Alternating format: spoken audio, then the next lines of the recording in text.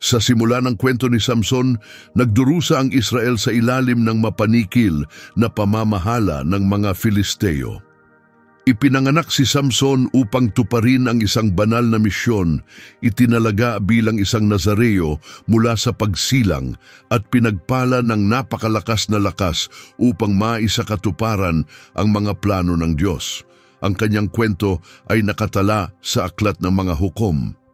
Ikinuwento rito na muling gumawa ng kasamaan ang mga Israelita na hindi kalugod-lugod sa Panginoon, kaya't ipinasa ilalim sila sa mga Filisteo sa loob ng 40 taon, mga Hukom 13:1. Sa ganitong kalagayan, lumipat ang pokus ng kwento kay Manoah, isang lalaki mula sa Zorah na kabilang sa tribo ng Dan. Ang kanyang asawa ay baog at hindi magkaanak, mga Hukom 13:2. Gayunpaman, isang mahalagang pangyayari ang naganap nang bisitahin siya ng isang anghel ng Panginoon at ipahayag na magkakaroon siya ng isang anak na magpapalaya sa Israel mula sa mga kaaway nito, mga Hukom 13. Ang mensahe ng anghel sa asawa ni Manoah ay malinaw at kamangha-mangha. Bagamat siya ay baog, siya ay maglilihi at magsisilang ng isang anak na lalaki.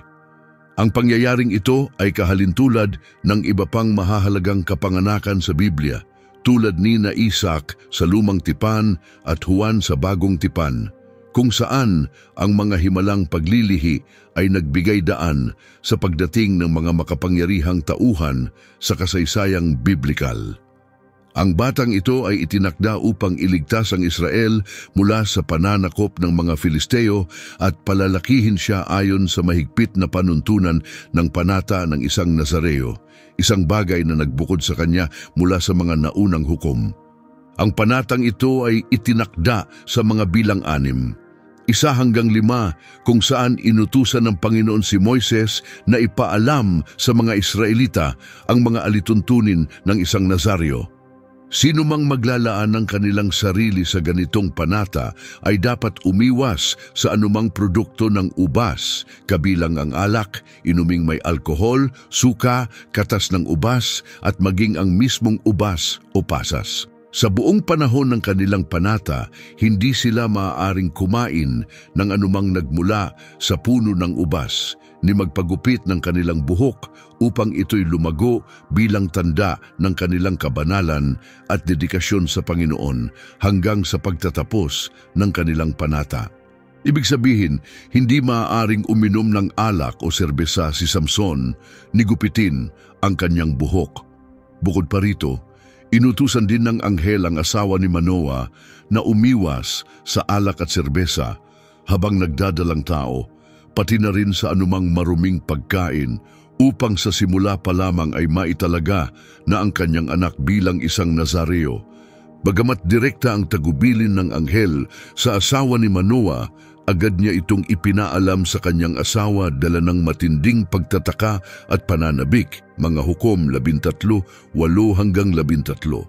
Dahil dito, taimtim na nanalangin si Manoah na bumalik ang anghel upang magbigay ng karagdagang gabay sa pagpapalaki ng batang may banal na misyon. Dininig ng Diyos ang kanyang panalangin at muling nagpakita ang anghel. Sa pagkakataong ito habang ang asawa ni Manoah ay nasa bukid at wala siya roon.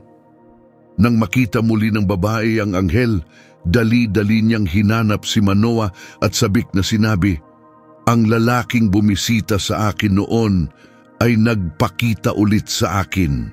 Dahil sa kanyang kasabikan, agad sumunod si Manoah pabalik sa kinaroroonan ng lalaki.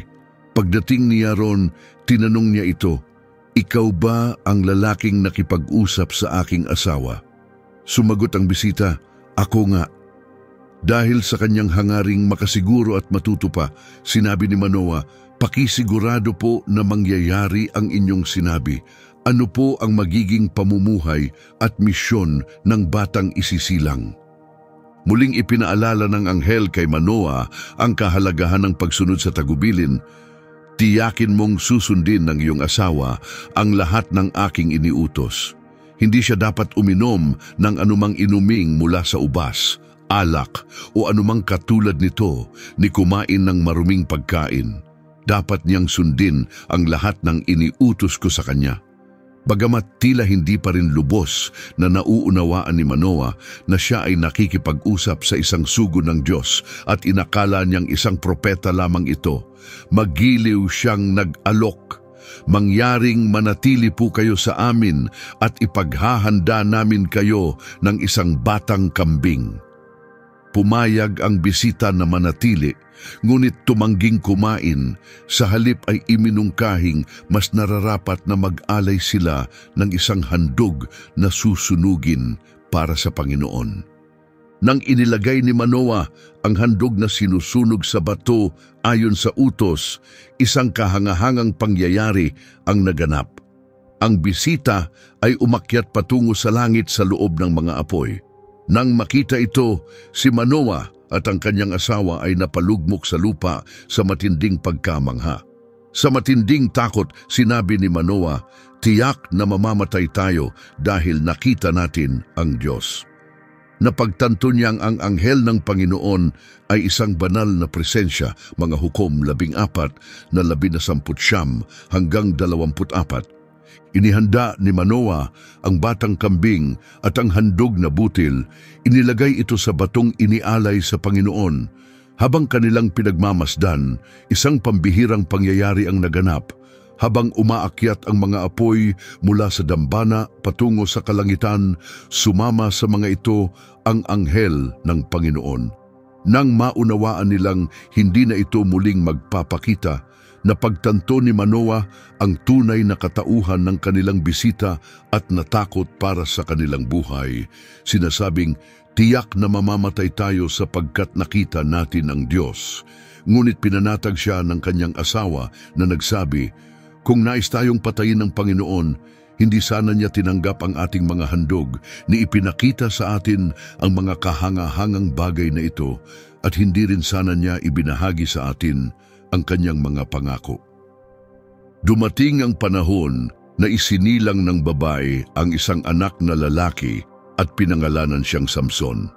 Habang lumalaki siya, sumasa kanya ang pagpapala ng Panginoon at nagsimulang gumalaw ang Espiritu ng Panginoon sa kanya sa Mahanedan sa pagitan ng Zora at Estaol. Bagamat puno ng mga di kanais-nais na desisyon ang buhay ni Samson, ipinapakita ng kanyang kwento na kahit ang mga taong may kapintasan ay maaaring gamitin ng Diyos upang isakatuparan ang kanyang mga layunin. Bagamat hinirang mula sa pagsilang, si Samson ay isang tao rin, subalit isang kasangkapan ng gawain ng Diyos. Naglakbay si Samson patungong Timna at doon ay nabigani siya sa isang babaeng Filisteo. Nang makabalik siya sa kanilang tahanan, sinabi niya sa kanyang mga magulang ang kanyang hangaring pakasalan nito. Nabahala ang kanyang mga magulang at pinayuhan siyang huwag mag-asawa ng dayuhan, lalo na ng isang Filisteo na hindi kabilang sa hinirang na bayan ng Diyos. Gayunpaman, hindi nila alam na ang pagkagusto ni Samson sa babaeng ito ay bahagi ng plano ng Diyos upang magkaroon ng dahilan para labanan ang mga Filisteo na noon ay nangingibabaw sa Israel, mga Hukom 14:1-4. Iginiit ni Samson sa kanyang ama at ina, "May nakita akong isang babae sa Timna, kunin ninyo siya upang maging asawa ko." Sinubukan siyang kumbinsihin ng kanyang mga magulang. Tinatanong kung wala bang babaeng angkop mula sa kanilang sariling bayan o kamag-anak at kung bakit niya nais mapangasawa ang isang hindi tuli na Filisteo. Ngunit matigas ang paninindigan ni Samson at sinabi, "Siya ang nais ko." Hindi alam ng kanyang mga magulang na ito ay bahagi ng plano ng Panginoon upang magbigay ng pagkakataon na labanan ang pamumuno ng mga Filisteo. Habang naglalakbay si Samson pabalik sa Timna upang makilala pa ang kanyang napupusuan, nasalubong niya ang isang batang leon. Ang Espiritu ng Panginoon ay dumaloy ng makapangyarihan sa kanya, kaya't nalupig niya ito at pinunit gamit lamang ang kanyang mga kamay, na tila isang batang kambing lamang ang kanyang pinatay. Ang tagpong ito ay isang malinaw na tanda ng kanyang pambihirang lakas na ipinagkaloob para sa isang natatanging misyon, mga Hukom 14:5-7. Sa pagpapatuloy ng kanilang paglalakbay patungong Timna, malapit sa mga ubasan, isang batang leon ang sumalakay sa kanya. Napuno siya ng lakas mula sa Diyos at walang kahirap-hirap na pinatay ito, ngunit hindi niya ito sinabi sa kanyang mga magulang. Pagkatapos nito, nagpatuloy siya sa bayan, muling nakatagpo ang babae at lalo pang lumalim ang kanyang damdamin para rito. Sa kanyang handaan na maaaring bahagi ng kasunduang pangkasal, nagpasya si Samson na hamunin ang kanyang mga bisitang Filisteo gamit ang isang bugtong kapalit ng 30 bihisang pangmarangal, isang tanda ng karangalan at kayamanan noong panahong iyon. Batay sa kanyang karanasan, nang matagpuan niya ang pulot sa bangkay ng leon, inihayag niya ang bugtong. Mula sa maninila ay lumabas ang makakain at mula sa malakas ay lumabas ang matamis. Mga Hukom 14:10-14. Dumalaw ang ama ni Samson sa pamilya ng babae at doon ay nagdaos si Samson ng isang handaan alinsunod sa kaugalian ng mga kabataang lalaki. Pinili ng mga dumalo ang 30 lalaki upang samahan si Samson at dito niya inilabas ang hamon. Kung mahuhulaan ninyo ang aking bugtong sa loob ng 7 araw ng handaang ito, bibigyan ko kayo ng 30 damit na lino at 30 kasuotan. Ngunit kung hindi ninyo mahulaan, kayo ang magbibigay sa akin ng ganoon din. Sa kanilang pag-uusisa, sinabi nila, sabihin mo ang iyong bugtong, nais naming marinig. Sumagot si Samson at inilahad ang kanyang palaisipan, ngunit sa loob ng 3 araw, hindi nila ito malutas. Habang patuloy silang nahihirapan, napuno ng galit at pagkadismaya ang mga Filisteo. Dahil sa matinding pagkadesperado, tinakot nila ang asawa ni Samson na kapwa nilang kababayan, pati na rin ang kanyang pamilya. Sinabi nilang papatayin nila sila kung hindi niya mapipilit si Samson na sabihin ang sagot sa bugtong. Dahil sa panggigipit, nagmakaawa siya kay Samson sa buong handaan, umiiyak sa loob ng 7 araw. Sa huli, dahil sa kanyang walang tigil na pagsusumamo, isinuko ni Samson ang sagot sa kanya. Kaagad naman niyang ipinaalam ito sa mga Filisteo. Nang maibigay ng mga lalaki ang tamang sagot, agad na natanto ni Samson kung saan nila nakuha ang kasagutan.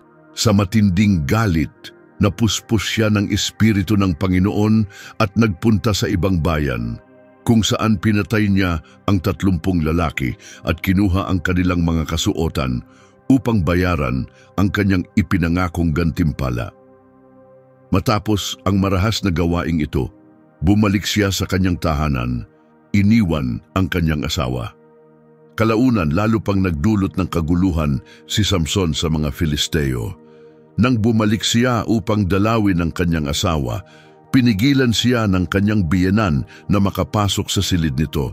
Naibigay na raw niya ang kanyang anak sa ibang lalaki. Iniisip na hindi na ito nais ni Samson. Sa galit, nag-isip si Samson ng isang paraan upang gumanti. Nang huli siya ng 300 foxes, pinagtali ang kanilang mga buntot ng pares-pares, inilagay sa kanila ang mga sulo, sinindihan ang mga ito at pinakawalan sila sa mga bukirin ng mga Filisteo na siyang nagdulot ng malaking sunog sa kanilang mga pananim, mga Hukom 15:1. Nang sumapit ang anihan ng trigo, dinala ni Samson ang isang batang kambing bilang handog at nagtangkang bumisita sa kanyang asawa. Sinabi niya, pupunta ako sa silid ng aking asawa, ngunit pinigilan siya ng kanyang biyenan na nagsabi, akala ko'y kinasusuklaman mo na siya, kaya ibinigay ko siya sa iyong kaibigan. Bakit hindi mo na lamang pakasalan ng kanyang nakababatang kapatid? Mas maganda siya. Sa galit, sinabi ni Samson, ngayon, may dahilan na akong gumanti sa mga Filisteo. Gagawa ako ng malaking pinsala sa kanila. Pagkatapos, muli niyang hinuli ang 300 foxes, pinagtali ang mga ito ng pares-pares, inilagay ang mga sulo sa kanilang mga buntot, sinindihan ang mga ito at pinakawalan sa mga bukirin ng Filisteo. Nasunog hindi lamang ang kanilang mga pananim, kundi pati na rin ang kanilang mga ubasan at punong olibo. Bilang ganti, pinatay ng mga Filisteo ang asawa ni Samson at ang kanyang biyenan.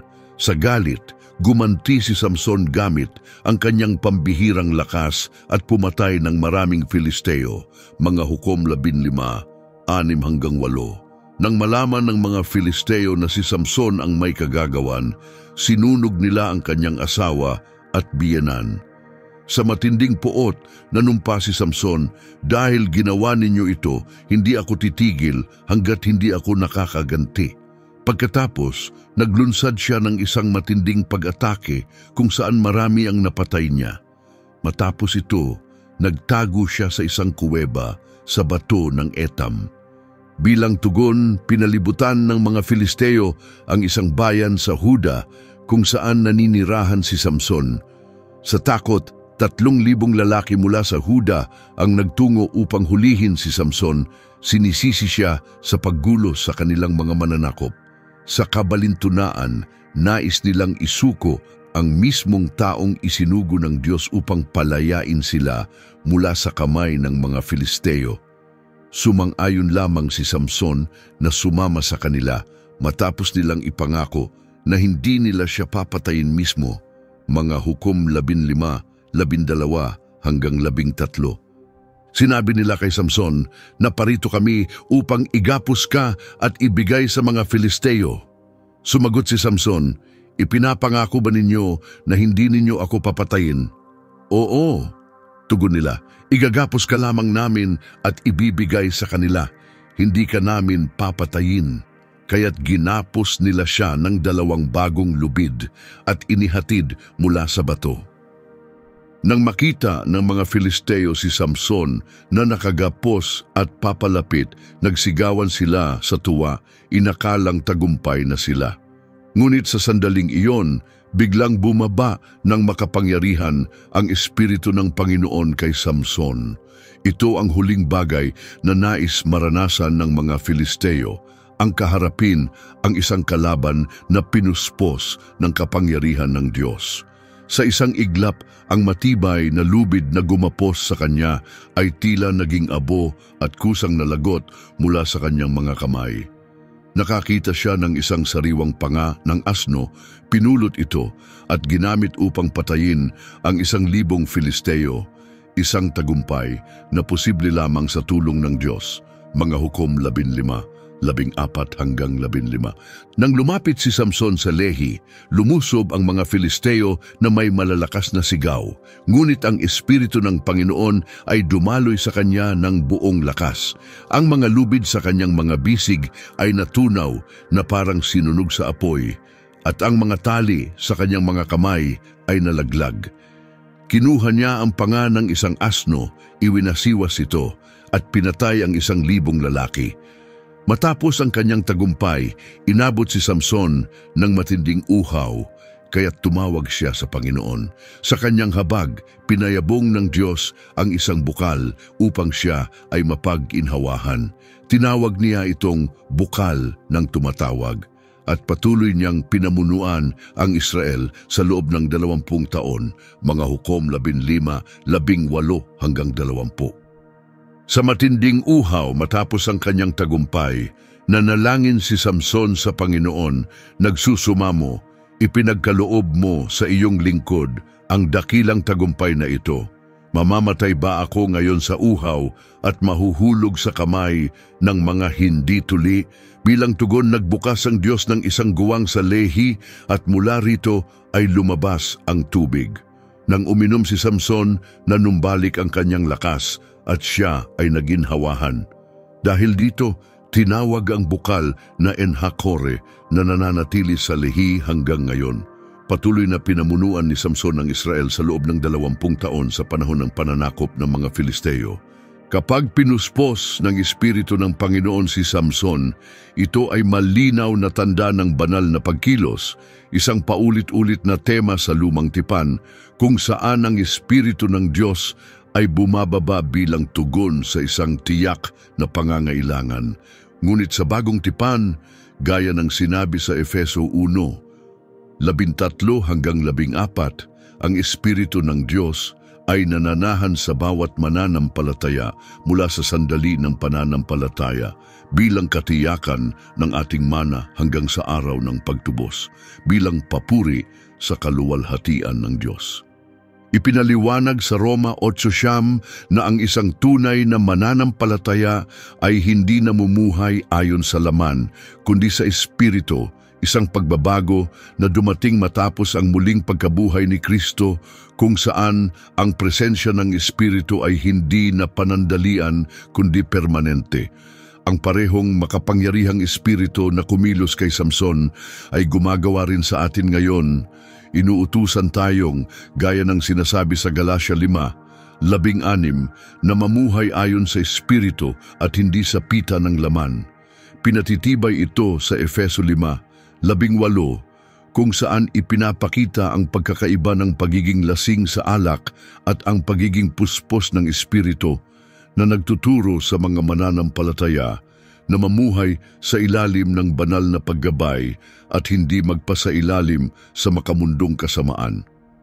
Ngunit sa puntong ito, lalo nang lumala ang mga pasya ni Samson, naglakbay siya patungong Gaza, kung saan nakatagpo siya ng isang babaeng bayaran at nagpalipas ng gabi sa kanya.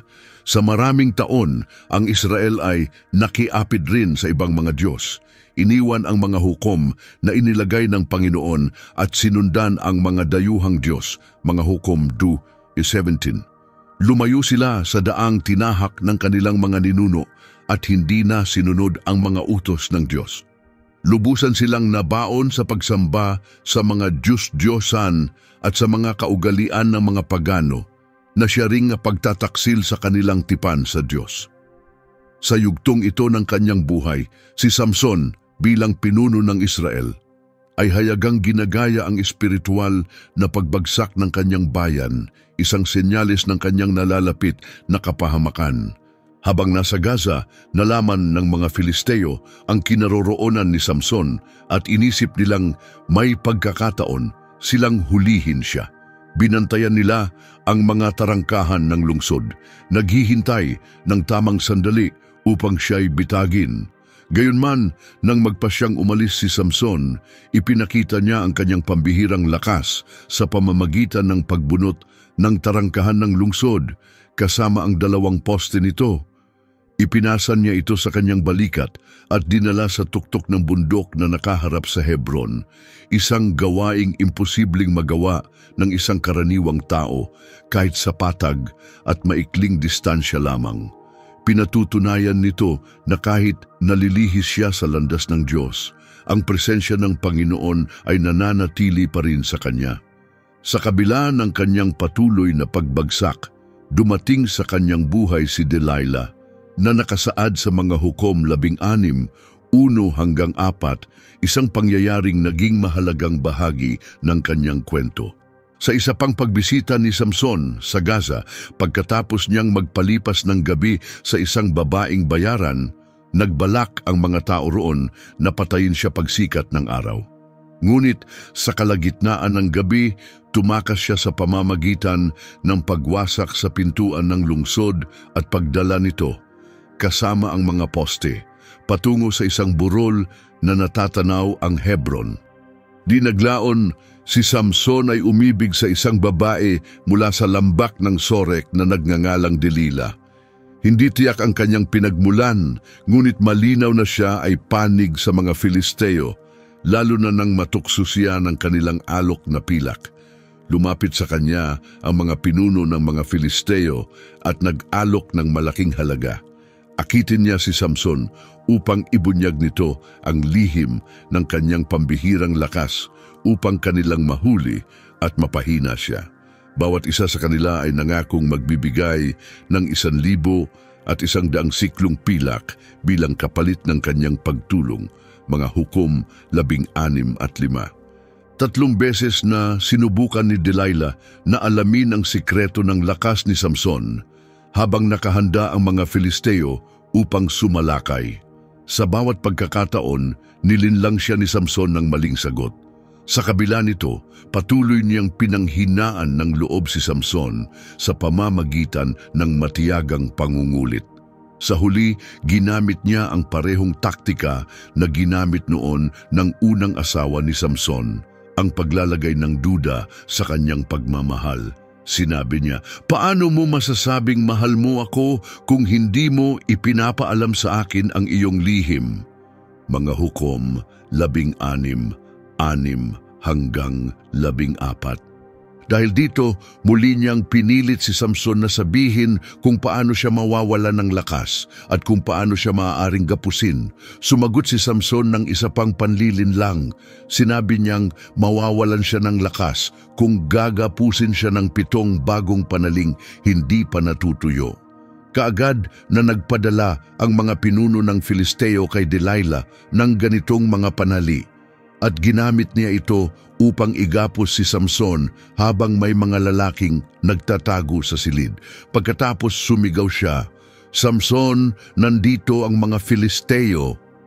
Ngunit nang magising siya, madali niyang napunit ang mga panali na parang simpleng hibla ng tela na nadarang sa apoy. Sa gayon, nanatiling lihim ang tunay na pinagmumulan ng kanyang lakas. Muling hinarap ni Delilah si Samson at sinabing, "Nilinlang mo ako at ginawa mo akong katawa-tawa. Sabihin mo sa akin, paano ka maaaring gapusin?" Sumagot si Samson, "Gamitan mo ako ng bagong lubid na hindi pa nagagamit at magiging mahina ako tulad ng ibang tao." Ginawa ni Delilah ang sinabi niya at iginapos siya gamit ang bagong lubid. Habang nakatago ang mga lalaki sa silid, muli siyang sumigaw, "Samson, nandito ang mga Filisteo." Ngunit tulad ng dati, madali niyang naputol ang mga lubid na parang piraso ng sinulid. Muling hinamon ni Delilah si Samson. Pakiramdam niya ay patuloy siyang nililinlang. "Paulit-ulit mo akong niloko at nilinlang. Sabihin mo sa akin kung paano ka maaaring igapos." Sumagot si Samson, "Isama mo ang 7 hibla ng aking buhok sa habihan at ikabit ito gamit ang isang tulos at magiging mahina ako tulad ng ibang tao." Habang natutulog si Samson, isinama ni Delilah ang kanyang buhok sa habihan at itinali ito ng tulos. Muli siyang sumigaw, "Samson, nandito ang mga Filisteo." Ngunit nang magising siya, hinila niya ang tulos at ang pinagtagpi-tagping tela mula sa habihan. Pinagsabihan siya ni Delilah sa kanyang patuloy na panlilinlang. Ipinapakita ang kanyang paniniwala na hindi siya tunay na minamahal ni Samson. Sa patuloy na pangungulit ni Delilah, tuluyang bumigay si Samson at inamin ang katotohanan, "Mawawala ang aking lakas kung mapuputol ang aking buhok at magiging mahina ako tulad ng ibang tao." Mga Hukom 16 at 17 talata.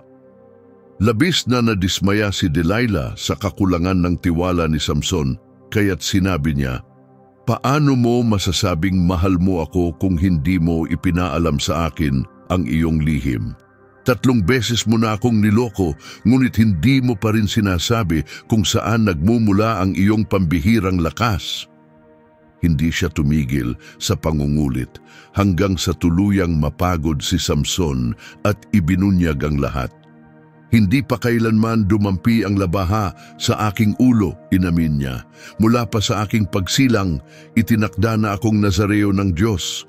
Kung aahitan ako, mawawala ang aking lakas at magiging mahina ako tulad ng ibang tao." Kumilos si Delilah ng mabilis. Habang si Samson ay nagpapahinga sa kanyang kandungan, ipinatawag niya ang isang tao upang ahitan ang kanyang buhok. Habang nag-aabang, malapit ang mga pinuno ng Filisteo na may dalang bayad para sa kanyang pagtataksil. Tuluyan niyang naisakatuparan ang kanyang panlilinlang. Matapos mawala ang lakas ni Samson, ang sumunod na mga salita ay nagpapakita ng bigat ng kanyang pagkakamali. Pagkagising ni Samson, inakala niyang magpapalaya siyang muli sa sarili gaya ng dati. Ngunit hindi niya namalayan na iniwan na siya ng Panginoon. Ang pinakamalaking pagkakamali ni Samson ay ang paglalagay ng tiwala kay Delilah higit sa kanyang katapatan sa Diyos, isang pagkakamali na nagdala sa kanya ng matinding kapahamakan.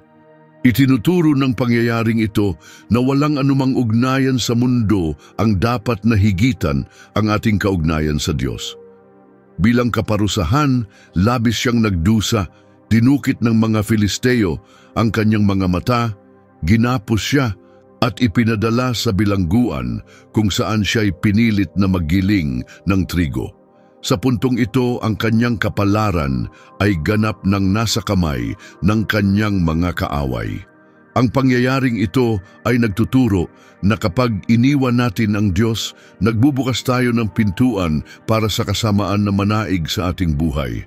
Gaya ng nakasaad sa mga Hukom 16, 18 hanggang 22, nang matiyak ni Delilah ang lihim ni Samson, agad niyang ipinaalam ito sa mga pinuno ng Filisteo. Ibinunyag na niya ang lahat sa akin. Bumalik kayo muli. Kaya't bumalik sila na may dalang pilak. Pinatulog ni Delilah si Samson, ipinatawag ang isang lalaki upang ahitan ang kanyang 7 hibla ng buhok at tuluyang nawala ang kanyang lakas. Pagkatapos, sumigaw siya, "Samson, nandito ang mga Filisteo." Nang magising siya, inakala niyang makakatakas siyang muli. Ngunit hindi niya alam na iniwan na siya ng Diyos. Dinakip siya ng mga Filisteo, dinukit ang kanyang mga mata at dinala siya sa Gaza kung saan siya'y ginapos at pinilit na maggiling ng trigo sa bilangguan. Samantala, unti-unting muling tumubo ang kanyang buhok matapos siyang ahitan. Sa bahaging ito ng kwento, nagiging malinaw na hindi patapos ang plano ng Diyos para kay Samson. Ipinakita sa salaysay ang muling pagtubo ng kanyang buhok na naging tanda ng kanyang lakas. Ang paglagong ito ay sumisimbolo sa pagbabalik loob ni Samson sa Diyos, isang panloob na pagbabago na kalaunan ay mapapatunayan sa pamamagitan ng isang panalangin na kanyang ihahandog. Madalas, kailangang dalhin ng Diyos ang isang tao sa pinakamababang bahagi ng kanilang buhay upang ganap nilang maunawaan ang kanyang layunin. Si Samson ay nasa pinakamalubhang kalagayan, ngunit unti-unti nang lumalaki muli ang kanyang buhok. Samantala, nagtipon ng mga pinuno ng Filisteo upang mag-alay ng isang malaking sakripisyo sa kanilang Diyos na si Dagon, bilang pagdiriwang sa kanilang tagumpay laban kay Samson na ngayoy isang alipin sa bilangguan na gumigiling ng trigo. Sa kanilang kasayahan, inakala nilang ipinagkaloob sa kanila ng kanilang Diyos, ang kanilang kaaway. Habang nagaganap ang ingranding pagdiriwang, ipinatawag nila si Samson upang aliwin sila, inilagay siya sa pagitan ng mga haligi ng templo. Hindi nila alam na ang desisyong ito ang magiging dahilan ng kanilang pagbagsak. Ang templo ay puno ng tao at halos 3,000 pa ang nasa bubong. Naramdaman ni Samson ang pagkakataon at nanalangin sa Diyos ng huling pagkakataon upang bigyan siya ng lakas na mawasak ang templo. Ginamit niya ang lahat ng kanyang natitirang lakas at sa isang matinding pagsisikap, gumuho ang templo. Natabunan ang mga pinuno ng Filisteo at lahat ng naroroon. Ayon sa mga Hukom 16, 23 hanggang 28, isinasaad na nagtipon ang mga pinuno ng Filisteo upang mag-alay ng isang malaking sakripisyo kay Dagon, kanilang Diyos, at may kagalakang ipinahayag, ipinagkaloob ng ating Diyos si Samson, ang ating kaaway, sa ating mga kamay.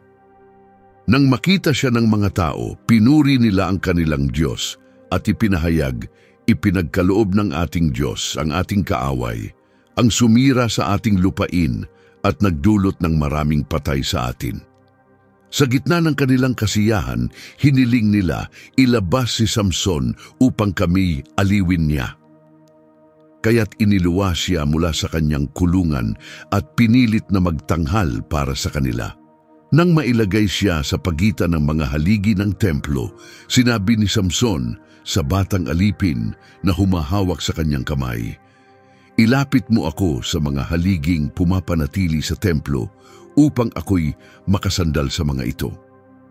Punong-puno ang templo ng mga tao kasama ang lahat ng pinuno ng Filisteo at may 3,000 lalaki at babae pa sa bubungan na nanonood sa pagpapahiya kay Samson. Sa sandaling iyon, tumawag si Samson sa Panginoon, "O makapangyarihang Diyos, alalahanin mo ako. Pakisuyo, Panginoon, ipagkaloob mo sa akin ang lakas kahit isang beses pa lamang upang maipaghiganti ko ang pagkawala ng aking mga mata sa isang malakas na dagok laban sa mga Filisteo." Sa araw na iyon, mas marami pang kaaway ang napatay ni Samson kaysa sa buong buhay niya. Sa kabila ng kanyang mga pagkakamali at impluensya ng kulturang nakapaligid sa kanya, kinilala si Samson sa Hebreo 11:22 hanggang 33 bilang isang halimbawa ng pananampalataya kasama ng iba pang dakilang tauhan sa lumang tipan tulad ni Daniel. Ang pagkilalang ito ay dapat magbigay ng pag-asa sa bawat isa sa atin. Bagamat hindi perpekto si Samson, natutunan niya ang isang mahalagang katotohanan. Maaaring gamitin siya ng Diyos upang tuparin ang kanyang banal na layunin. Dahil dito, dapat tayong magtiwala sa Diyos, sumunod sa kanyang mga plano para sa ating buhay, at ialay ang ating sarili ng buong puso sa kanyang paglilingkod. Kung nagustuhan mo ang video na ito, huwag kalimutang pindutin ang like button at mag-subscribe sa aming channel para sa mas marami pang kamangha-manghang kwento. Ang inyong suporta ay tumutulong sa amin upang patuloy na maghatid ng mahusay na nilalaman. Gusto rin naming marinig ang inyong mga opinyon, kaya't huwag mahiyang mag-iwan ng komento sa ibaba at ibahagi ang inyong saloobin o anumang katanungan. Salamat sa panunood.